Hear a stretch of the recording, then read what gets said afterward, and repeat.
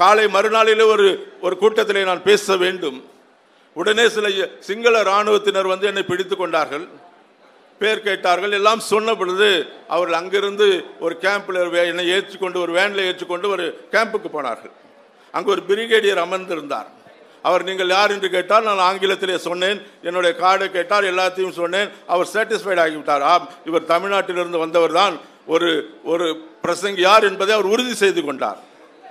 அவரிடத்திலே உட்கார்ந்து சில மணித்துளிகள் எனக்கு பேச ஒரு சந்தர்ப்பம் கிடைத்தது. அப்பொழுது நான் அப்படி பேசிக்கொண்டு இருக்கும் போதுதான் அவர் என்னிடத்திலே அப்படிப்பட்ட ஒரு வார்த்தையை பகிர்ந்து கொண்டார். நான் கேட்டேன், எப்படி நீங்கள் இதை ஆணித்தரமாக சொல்லுகிறீர்கள் சொன்ன போது அவர் சொன்னார், ஃபாதர் சாம், இந்த ரோடு இருக்கிறது, இந்த ரோடுக்கு இந்த பக்கம் எல்டிடி உடைய ஆட்சி, இந்த ரோடுக்கு இந்த பக்கம் நாங்கள் சிங்களர்கள் ஆளுகிறோம்.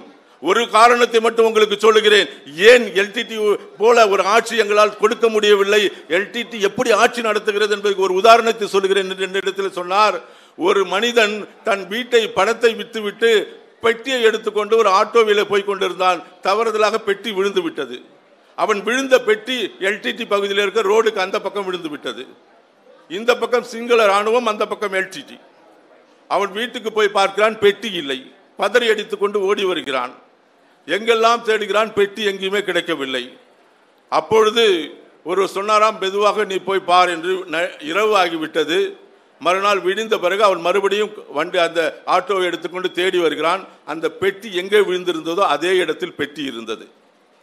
அவன் வந்து சந்தோஷமாய் பெட்டியை எடுத்துக்கொண்டான்.